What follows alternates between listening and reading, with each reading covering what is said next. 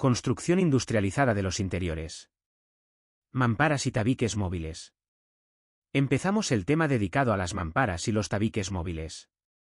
Dentro de la construcción industrializada de interiores, las mamparas representan una solución muy característica. Son particiones interiores sin función estructural, montadas en seco y pensadas para dividir espacios de manera rápida, limpia y flexible. Una mampara no funciona como un tabique tradicional de ladrillo ni como un tabique autoportante de yeso laminado convencional. Su rasgo principal es que puede desmontarse y volver a montarse con facilidad. Esto significa que permite reorganizar los espacios sin demoler, sin generar gran cantidad de escombros y sin perder necesariamente las prestaciones funcionales del sistema. Por eso las mamparas se utilizan mucho en oficinas, centros de negocio, hoteles, centros de salud, talleres y edificios donde la distribución interior puede cambiar con el tiempo. Su función principal es dividir el espacio interior de una misma unidad de uso. Esta idea es importante. Una mampara, en general, no se utiliza para separar viviendas entre sí ni para compartimentar sectores de incendio de forma principal. Se emplea sobre todo para organizar espacios interiores dentro de un mismo ámbito funcional.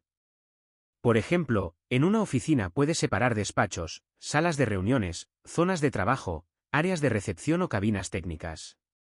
La mampara permite rapidez de instalación, configurabilidad, desmontabilidad y economía.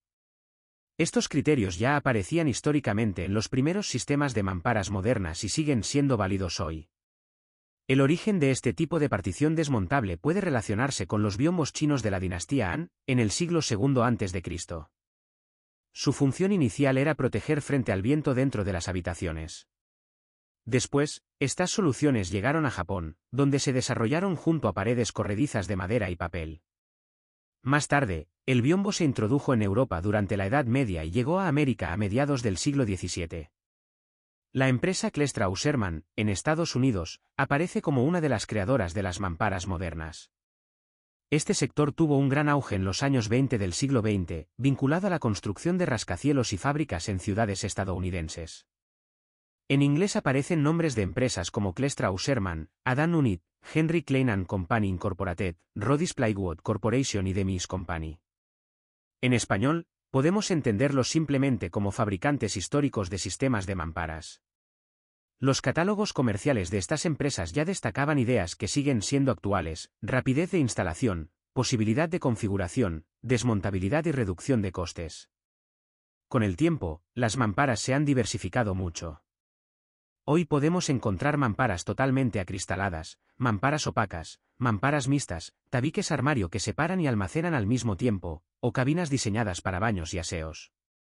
También pueden fabricarse con acero, aluminio, madera, vidrio, paneles opacos o combinaciones de estos materiales.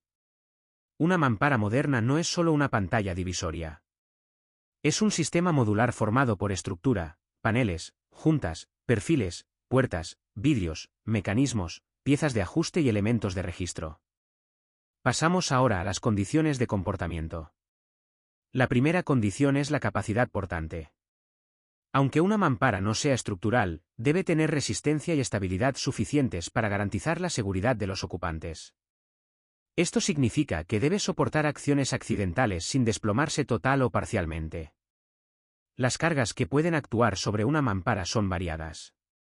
Puede recibir el choque de una persona que cae contra ella. Puede estar sometida a presión diferencial del aire. Puede recibir golpes de objetos rígidos y pesados, como mobiliario o equipamiento. Puede recibir el empuje de un grupo de personas apoyadas contra ella. Puede sufrir el cierre brusco de puertas integradas. Y también puede recibir cargas suspendidas, como mobiliario, estanterías, pizarras, equipamiento sanitario u otros elementos. Por eso, aunque la mampara sea desmontable, debe tener estabilidad mecánica. El choque de cuerpo blando representa la caída accidental de una persona contra la mampara. Si la mampara supera este ensayo, se considera que puede responder satisfactoriamente a otras acciones similares, como presión de aire, apoyo de personas o cierre brusco de puertas.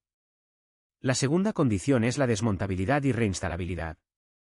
Una mampara, por definición, debe poder desmontarse y volverse a montar.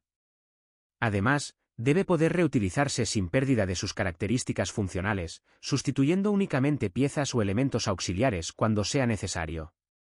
Esto la diferencia de otros tabiques en seco, como un tabique de yeso laminado convencional, que aunque también se monta en seco, no está pensado para desmontarse y reinstalarse sin pérdida de material. La mampara debe conservar su lógica modular. Se considera reinstalable cuando, además de poder desmontarse, dispone de dispositivos de reajuste que permiten absorber las tolerancias de obra. Esto es importante porque los edificios no son perfectamente exactos. Puede haber pequeñas diferencias de altura, de nivelación, de verticalidad o de planeidad. Una mampara reinstalable debe permitir ajustes para adaptarse a esas variaciones. La tercera condición es la registrabilidad. La registrabilidad es la capacidad de alojar canalizaciones en el interior de la mampara y permitir el acceso a ellas después de la puesta en servicio, sin tener que hacer rozas ni demoliciones. Esto es una ventaja muy importante frente a la tabiquería tradicional. En una mampara se pueden incorporar instalaciones eléctricas, telecomunicaciones, cableado de datos, mecanismos, interruptores o tomas, siempre que el sistema esté diseñado para ello. Además, al ser registrable, permite mantenimiento y modificaciones posteriores. La idea es que la instalación no queda enterrada dentro de un muro macizo, sino alojada dentro de un sistema accesible. La cuarta condición es la reacción y resistencia al fuego. Los requisitos frente al fuego deben cumplir el DBSI del código técnico de la edificación. Sin embargo, las mamparas no suelen utilizarse para compartimentar sectores de incendio. Por tanto, normalmente no se les exigen las condiciones más severas. Tampoco suele ser habitual resolver locales de riesgo especial con mamparas. Un local de riesgo especial puede ser, por ejemplo, un almacén de residuos, una sala de calderas, un centro de transformación o un cuarto técnico con riesgo elevado. Si se utilizara una mampara en estos casos, habría que comprobar las exigencias del DBSI según si el riesgo es bajo, medio o alto. En cualquier caso, si deben cumplirse las condiciones de reacción al fuego de los revestimientos y materiales empleados. La reacción al fuego mide cómo contribuye un material al desarrollo del incendio, si arde, si produce humo, si desprende gotas inflamadas o si contribuye a la propagación. Por tanto, aunque la mampara no sea normalmente un elemento principal de sectorización, sus materiales no pueden elegirse sin control. La quinta condición es el comportamiento acústico. En muchas oficinas o centros de trabajo, las mamparas se colocan para separar puestos, despachos o salas de reunión. Por eso el aislamiento acústico es importante. Ahora bien, una mampara desmontable suele tener más dificultad para alcanzar altos aislamientos acústicos que una partición pesada o un sistema fijo muy sellado. El aislamiento acústico depende del tipo de panel, de si es opaco o acristalado, de las juntas, del encuentro con suelo y techo, de las puertas, de los perfiles y de la continuidad del sistema. Una mampara con vidrio, por ejemplo, puede tener buen comportamiento si utiliza vidrio adecuado y juntas estancas. Pero si la puerta no ajusta bien o si hay una rendija inferior, el aislamiento real será bajo. En acústica, el punto débil manda. Una pequeña abertura puede reducir mucho el aislamiento. Por eso, en mamparas acústicas, el sellado perimetral, las juntas y las puertas son decisivos. También hay que considerar los falsos techos y suelos técnicos. Si una mampara se detiene bajo un falso techo registrable y el plenum es común a dos espacios, el sonido puede pasar por encima de la mampara. Lo mismo puede ocurrir con un suelo técnico elevado. Si la cámara bajo el pavimento comunica dos espacios, el sonido puede pasar por debajo. Por tanto, el aislamiento acústico de una mampara no depende solo del panel vertical, sino del conjunto del recinto. Pasamos ahora a la composición de las mamparas. Las mamparas están constituidas por una estructura interior de perfiles y un empanelado de elementos opacos o transparentes. Content Reference, o AICITE, 1, index igual a 1. La estructura interior, o armadura de la mampara, está formada por perfiles básicos verticales y horizontales que forman un entramado desmontable. Esta estructura puede ser de acero, de aluminio o de madera. Los perfiles básicos suelen ser perfiles tubulares cuadrados protegidos frente a la corrosión. En el caso del aluminio, los perfiles pueden tener secciones más complejas. Esto permite alojar paneles, vidrios, juntas, piezas de unión y sistemas de montaje con más precisión. La estructura tiene que permitir montaje, desmontaje y regulación. Por eso no se diseña igual que una estructura de tabique convencional. Además de la estructura básica, las mamparas incorporan perfiles de reparto. Estos perfiles ayudan a repartir cargas y a fijar los paneles. También permiten ajustar el sistema a la altura del local y a las tolerancias de obra. Otro elemento importante es el tensor. El tensor se coloca entre los perfiles estructurales verticales y el perfil de reparto. Permite regular la tensión mediante una tuerca de apriete. Su función es ajustar el sistema, asegurar estabilidad y compensar pequeñas variaciones.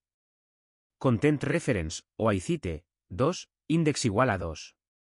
También puede incorporarse material aislante. El material aislante se coloca dentro del sistema cuando se requieren prestaciones de aislamiento, especialmente acústico o térmico. En mamparas opacas, puede colocarse entre paneles para mejorar el comportamiento del conjunto. En las mamparas también aparecen paneles opacos. Los paneles opacos pueden estar formados por tableros derivados de madera, chapas metálicas, placas, laminados, paneles sándwich u otros materiales. Su elección depende de la resistencia, la estética, la acústica, el mantenimiento y el uso. También existen paneles transparentes. Los paneles transparentes suelen ser de vidrio. Pueden ser vidrios simples, laminados, templados o combinaciones con cámara, según la seguridad y el aislamiento requerido. En mamparas de oficina son frecuentes las soluciones acristaladas porque permiten iluminación natural y continuidad visual, aunque dividan el espacio. Pero un vidrio en mampara debe cumplir condiciones de seguridad. Si existe riesgo de impacto, debe utilizarse vidrio de seguridad, como vidrio laminado o templado, según el caso. Las mamparas pueden incorporar puertas. Las puertas pueden ser abatibles, correderas o integradas en el sistema modular. Deben mantener la coherencia del conjunto, estética, modulación, seguridad, accesibilidad y prestaciones acústicas si se requieren. Una puerta mal ajustada puede ser el punto débil de toda la mampara. También pueden incluir zócalos, rodapiés, tapetas, juntas, embellecedores, registros y piezas de remate. Estos elementos completan el sistema, resuelven encuentros y permiten que la mampara se integre con suelo, techo y paredes. Pasamos ahora al inicio de la puesta en obra. Las mamparas no deben montarse antes de que la obra esté seca y protegida de la intemperie. Incluso deben estar instalados los vidrios de las ventanas exteriores. Content Reference, o AICITE, 3, index igual a 3. Esto es lógico. Si la obra todavía está abierta al exterior, con humedad, lluvia, polvo o trabajos húmedos, la mampara puede deteriorarse. Además, antes de montar mamparas, deben estar instalados los falsos techos, los suelos elevados, los revestimientos de suelos y los revestimientos de paredes. Esto marca una diferencia importante respecto a otros tabiques. Una mampara suele instalarse en una fase avanzada de obra, cuando los acabados principales ya están ejecutados. No se monta como una partición pesada al inicio, sino como un sistema interior final o casi final. Las condiciones higrotérmicas deben ser lo más parecidas posible a las condiciones de servicio. La temperatura media debe estar entre 5 y 35 grados centígrados. La temperatura mínima admisible es 0 grados y la máxima 50 grados. La humedad relativa media debe estar entre el 20 y el 75%, aunque puede llegar de forma esporádica hasta el 85%. Estas condiciones buscan evitar movimientos, deformaciones o problemas de montaje asociados a ambientes demasiado húmedos, fríos o calurosos. El área de trabajo debe estar libre de escombros. Antes del montaje se debe realizar el replanteo de la obra según los planos. El replanteo consiste en marcar en el suelo, techo y paramentos la posición exacta de las mamparas.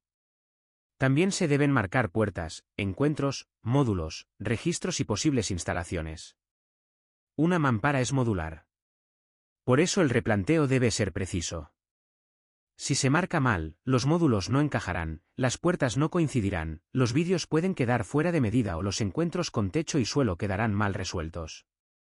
La idea final de este primer bloque es que la mampara es un sistema industrializado, desmontable y reinstalable. Su valor está en la flexibilidad, permite cambiar distribuciones interiores con rapidez y con bajo impacto. Pero esa flexibilidad no significa falta de exigencia técnica. La mampara debe resistir impactos, permitir desmontaje, alojar instalaciones, Cumplir condiciones de fuego, ofrecer el aislamiento acústico previsto y montarse en condiciones de obra adecuadas. Por tanto, igual que ocurría con los tabiques de yeso laminado y los trasdosados, la mampara funciona bien cuando se entiende como un sistema completo: estructura, paneles, vidrios, juntas, puertas, perfiles, tensores, aislamiento, encuentros y puesta en obra. Continuamos con la puesta en obra de las mamparas. Una mampara se instala normalmente en una fase avanzada de la obra. Esto se debe a que es un sistema de acabado, desmontable y reutilizable. No conviene colocarla cuando todavía hay trabajos húmedos, polvo, golpes, transporte de materiales pesados o riesgo de deterioro. Antes del montaje, el espacio debe estar limpio, seco y protegido. También deben estar ejecutados los pavimentos, los falsos techos y los revestimientos de paredes, porque la mampara se adapta a esos planos terminados. Esto es importante: la mampara no se coloca como un tabique tradicional que luego se reviste. La mampara suele llegar como un sistema acabado o semiacabado, con sus perfiles, paneles, vidrios, puertas y remates. Por tanto, necesita una obra suficientemente avanzada y precisa. El primer paso es el replanteo. El replanteo consiste en marcar la posición exacta de la mampara según los planos. Se deben marcar los ejes, las líneas de arranque, los encuentros con paredes, los pasos de puerta, los módulos, los cambios de dirección y los puntos donde se integran instalaciones. La mampara es un sistema modular. Esto significa que está formada por piezas que responden a una modulación. Si el replanteo se hace mal, las piezas pueden no coincidir, las juntas pueden quedar mal distribuidas, las puertas pueden no ajustar o los encuentros pueden resolverse con piezas improvisadas. Después del replanteo se comprueban las dimensiones reales. Aunque existan planos, la obra construida puede tener pequeñas diferencias. Puede haber variaciones de altura, desplomes en paramentos, desniveles en suelo o techo, o diferencias entre medidas teóricas y reales. Las mamparas reinstalables están pensadas para absorber ciertas tolerancias mediante elementos de regulación. Pero esa capacidad de ajuste no es ilimitada. Si las desviaciones son grandes, no debe forzarse el sistema. Deben corregirse los soportes o adaptar el diseño antes del montaje. El montaje empieza normalmente con los perfiles de arranque o perfiles perimetrales. Estos perfiles se fijan al suelo, al techo y a los paramentos laterales. Su función es recibir la estructura de la mampara y asegurar el contacto con los elementos existentes. En estos perfiles pueden colocarse bandas o juntas elásticas. Estas piezas ayudan a mejorar el ajuste, reducir vibraciones y absorber pequeñas irregularidades.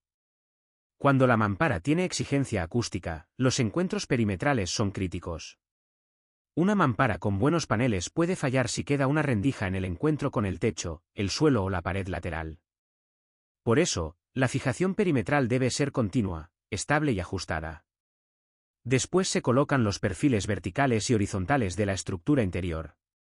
Estos perfiles forman el entramado desmontable de la mampara. Deben colocarse aplomados, nivelados y correctamente alineados. Aplomar significa comprobar que los elementos verticales están realmente verticales. Nivelar significa comprobar que los elementos horizontales están correctamente posicionados. Alinear significa que los perfiles siguen la línea de replanteo y no forman ondulaciones ni desviaciones.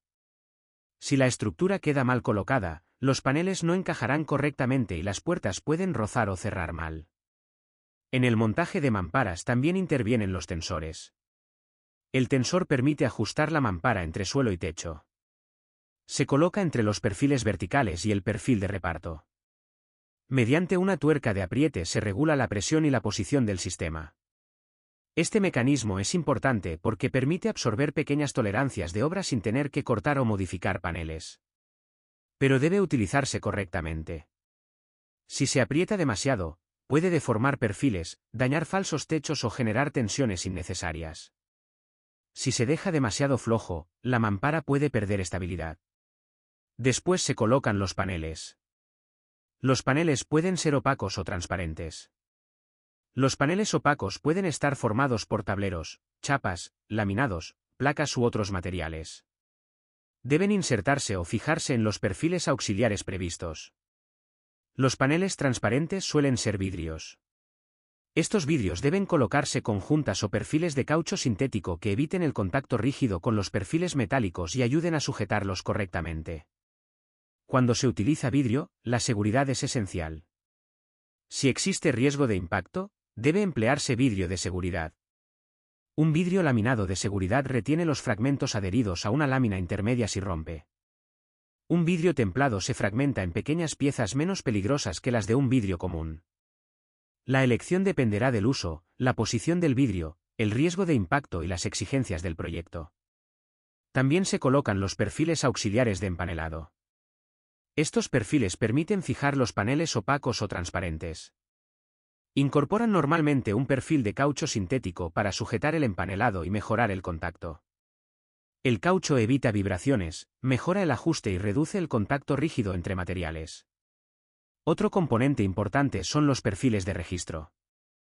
Los perfiles de registro sirven para ocultar el tensor y, al mismo tiempo, permitir su acceso para mantenimiento. Esto refleja una idea importante de las mamparas: no solo deben montarse, también deben poder revisarse, ajustarse y desmontarse. Las piezas de esquina y los encuentros en T permiten resolver los cambios de dirección y los cruces entre mamparas.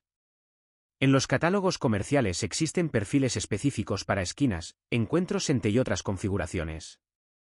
No conviene improvisar estos encuentros con cortes o adaptaciones no previstas, porque se puede perder estabilidad, estética, desmontabilidad o capacidad de ajuste. Cuando la mampara incorpora puertas, se debe prestar especial atención a sus cercos y herrajes. La puerta introduce esfuerzos dinámicos, apertura, cierre, golpes, peso de la hoja y uso repetido. Por eso, los perfiles laterales de la puerta deben estar reforzados o diseñados para ese uso. Si la puerta se coloca sobre una zona débil, con el tiempo aparecerán descuadres, roces, vibraciones o mal cierre. La puerta también es un punto débil acústico. Aunque la mampara tenga paneles con buen aislamiento, una puerta sin juntas, con holgura inferior excesiva o con cierre deficiente reducirá mucho el aislamiento global. Por tanto, en mamparas acústicas, la puerta debe tener juntas adecuadas, cierre correcto y, si es necesario, burlete inferior o sistema de sellado. Después del montaje se realiza la recepción de la mampara. La recepción consiste en comprobar que el sistema instalado corresponde con lo proyectado o contratado. Se revisa que el modelo, la modulación, los materiales, los acabados, los paneles, los vidrios, las puertas y los herrajes coinciden con la documentación. También se comprueba la estabilidad. La mampara no debe moverse, vibrar de forma excesiva ni presentar falta de rigidez. Se revisa la verticalidad y la alineación de los perfiles. Se comprueba que los paneles estén bien colocados, sin holguras indebidas, sin golpes, sin rayaduras visibles, sin deformaciones y sin piezas sueltas. En mamparas acristaladas se revisa el estado del vidrio. No debe haber fisuras, cantos dañados, manchas, holguras peligrosas ni contacto directo indebido con perfiles rígidos. También se comprueba el funcionamiento de las puertas. Las puertas deben abrir y cerrar correctamente, sin rozar, sin descolgarse, sin golpes anormales y con herrajes bien regulados. Si hay cerraduras, pestillos, manillas o mecanismos, deben funcionar correctamente. En mamparas registrables, se debe comprobar que los registros son accesibles y que los elementos de ajuste pueden revisarse. Esto es importante porque la mampara puede necesitar ajustes posteriores. Si los registros quedan bloqueados por mobiliario, acabados o piezas mal colocadas, se pierde una de sus ventajas principales. También debe revisarse la integración con instalaciones. Si la mampara aloja cableado, mecanismos eléctricos, tomas de datos o canalizaciones, se debe comprobar que son accesibles, que están correctamente colocados y que no comprometen la estabilidad ni la seguridad del sistema. En cuanto al mantenimiento, la mampara requiere operaciones sencillas pero periódicas. La limpieza debe hacerse con productos compatibles con los materiales. No se deben utilizar productos abrasivos, corrosivos o disolventes agresivos que puedan dañar acabados, juntas, lacados, vidrios o paneles. Los perfiles metálicos deben limpiarse evitando rayaduras y acumulación de suciedad. Los vidrios se limpian con productos adecuados para vidrio, evitando golpes en cantos y perfiles. Los paneles opacos deben limpiarse según su material, no es lo mismo madera, laminado, chapa metálica, tablero lacado o panel textil. Las juntas deben revisarse. Si una junta está suelta, endurecida, cortada o desplazada, puede afectar al ajuste, a la vibración o al aislamiento acústico. Los herrajes de puertas también deben mantenerse. Puede ser necesario ajustar bisagras, lubricar mecanismos, revisar cerraduras o corregir roces. Los tensores y elementos de regulación deben revisarse si aparecen movimientos, holguras o desajustes. Una mampara reinstalable puede desmontarse y volver a montarse, pero para ello conviene conservar la documentación del sistema, las instrucciones del fabricante y, si es posible, la identificación de las piezas.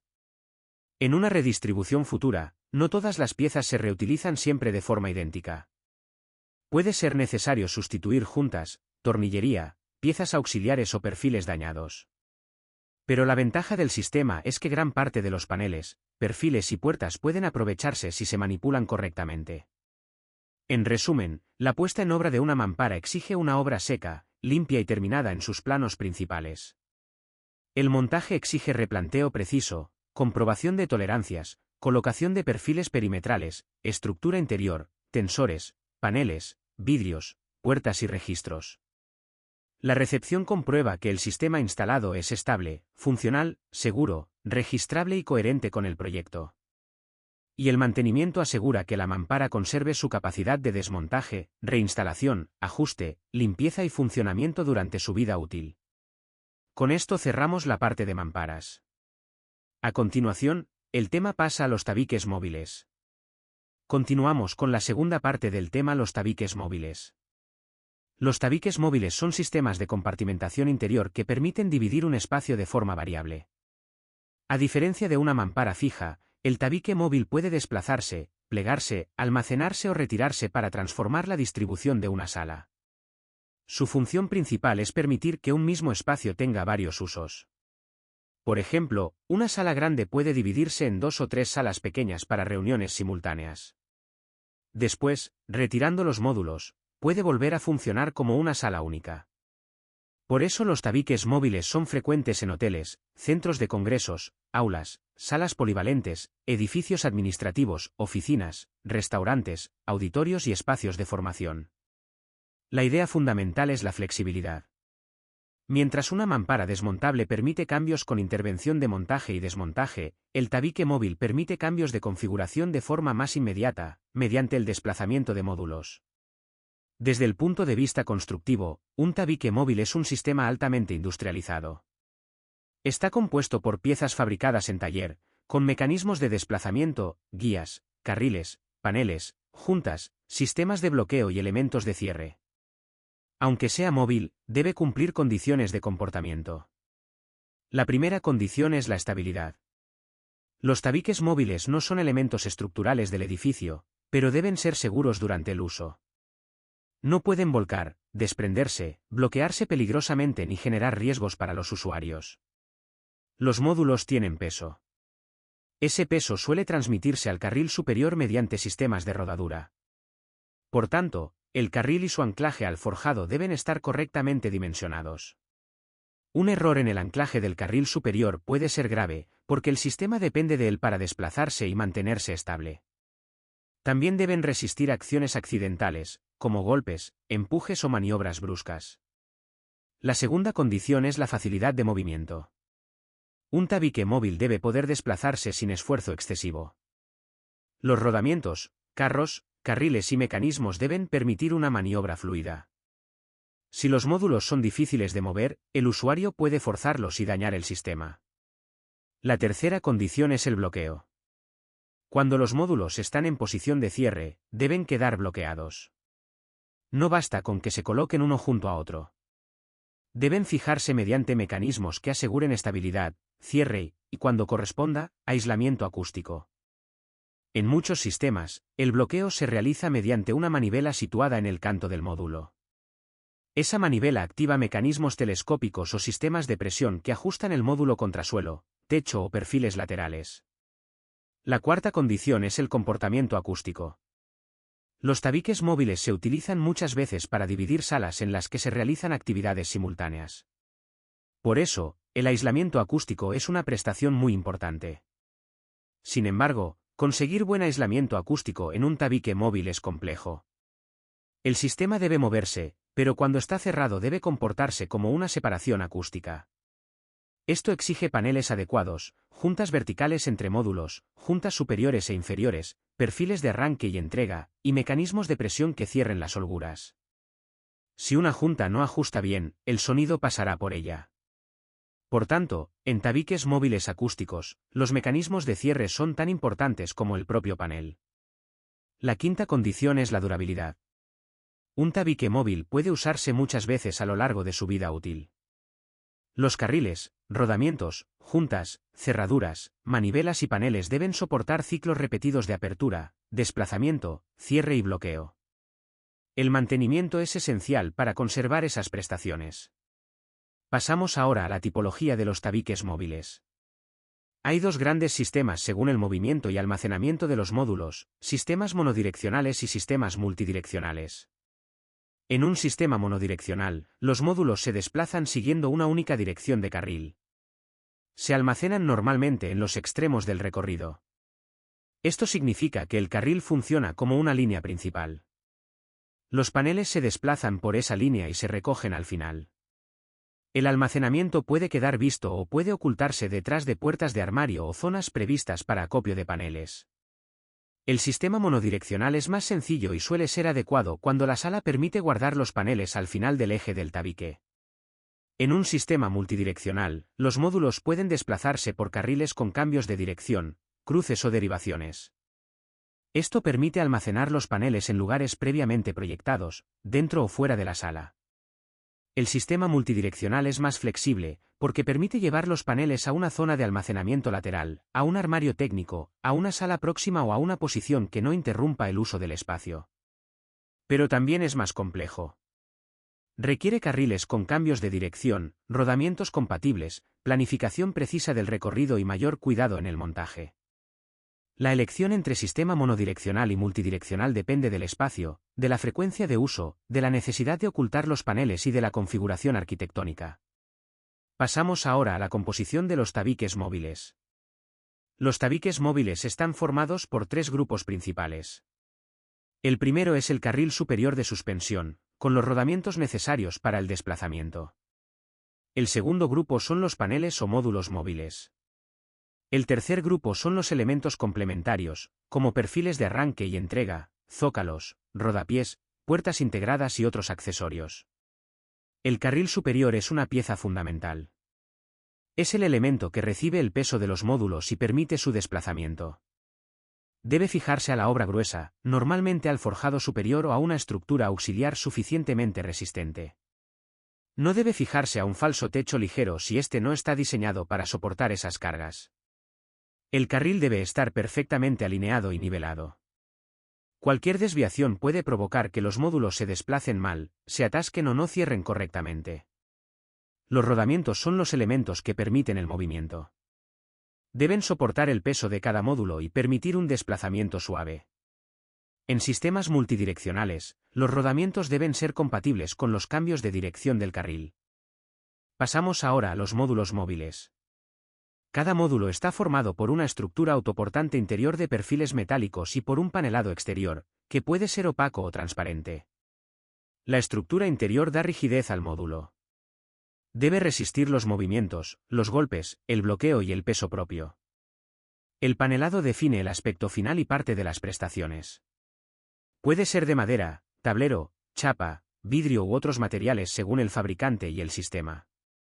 Los paneles opacos son los más frecuentes cuando se busca aislamiento acústico. Pueden incorporar capas internas, materiales absorbentes, tableros de distinta densidad o configuraciones especiales para mejorar la prestación. El panelado de vidrio es adecuado cuando se quiere dejar pasar la luz y dar sensación de mayor amplitud. Si el vidrio es completamente transparente, permite ver a ambos lados del tabique. Pero hay que tener cuidado con sus prestaciones. Si el vidrio es simple, no se puede garantizar un buen aislamiento térmico ni un aislamiento acústico elevado. Si el vidrio es doble con cámara, sí es técnicamente posible mejorar el aislamiento térmico y acústico del tabique móvil.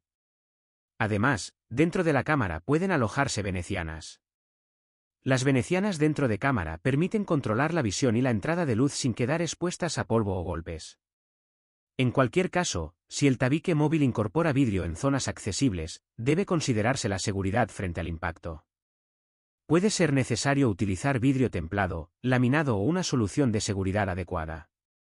Ahora pasamos a los elementos complementarios. El número y diseño de estos elementos depende de cada patente o fabricante. Esto se debe a que los tabiques móviles son sistemas constructivos muy industrializados y cada empresa puede tener soluciones propias. Los perfiles de arranque y entrega son elementos verticales colocados en los extremos del paño del tabique móvil.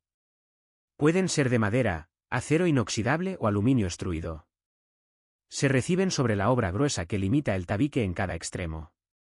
Su función es recibir el primer módulo, el último módulo, los módulos telescópicos o los módulos a medida. El perfil de arranque es donde comienza el cierre del tabique. El perfil de entrega es donde termina. Estos perfiles deben estar bien fijados y alineados. Si están mal colocados, el primer o último módulo no ajustará correctamente y el tabique perderá estabilidad o aislamiento. Los zócalos y rodapiés resuelven el encuentro inferior. En sistemas acústicos, la junta inferior es muy importante. Algunos módulos incorporan mecanismos telescópicos que bajan una junta o un perfil de presión contra el suelo. Ese mecanismo cierra la holgura inferior y mejora el aislamiento acústico. Las puertas integradas permiten el paso sin necesidad de abrir todo el tabique móvil. Son útiles cuando el tabique separa dos salas que deben seguir comunicadas.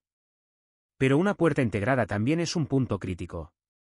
Debe conservar la estabilidad, la alineación y, si procede, el aislamiento acústico. Si la puerta tiene juntas deficientes o queda mal ajustada, puede ser el punto débil del conjunto. Pasamos ahora a la puesta en obra de los tabiques móviles. Para instalar tabiques móviles, hay que prever condiciones logísticas. Es necesario que pueda acceder a pie de obra un camión con capacidad suficiente para transportar todas las piezas, elementos y módulos del tabique. Los módulos pueden ser grandes y pesados. Por tanto, la obra debe permitir su descarga y traslado. La distribución del material a las diferentes plantas debe poder hacerse sin obstáculos. Hay que comprobar ascensores, montacargas, escaleras, pasillos, puertas, giros y zonas de acopio. Si los módulos no pueden llegar hasta el espacio de montaje, el sistema no podrá instalarse correctamente. También debe existir un área de trabajo suficientemente amplia para cumplir la secuencia y el ritmo de instalación. Las áreas de trabajo y los accesos deben estar limpios y libres de obstáculos. Además, deben existir tomas eléctricas suficientes para utilizar máquinas y herramientas. Las tolerancias de obra para instalar tabiques móviles son similares a las indicadas para las mamparas. Esto significa que la obra debe tener dimensiones controladas, paramentos adecuados, niveles compatibles y condiciones que permitan ajuste. El montaje sigue una secuencia concreta. Primero se replantea el paño del tabique sobre la obra gruesa.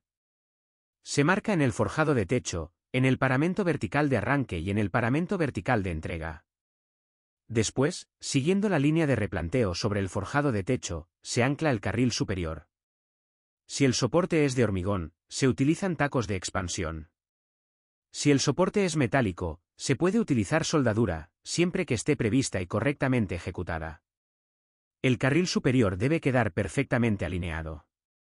De él depende el movimiento completo del sistema. Después se ancla mecánicamente el perfil de arranque sobre uno de los paramentos verticales que limitan el paño. Esta fijación puede hacerse con tornillería, remachado, soldadura u otro sistema compatible. A continuación, desde el otro paramento vertical, por el hueco que queda entre ese paramento y el carril superior, se introducen todos los módulos del tabique. Los módulos se introducen uno a uno, encajando su sistema de rodadura en el carril superior y deslizándolos por él. Una vez introducidos todos los módulos, se cierra el hueco anclando el perfil de entrega sobre el paramento vertical.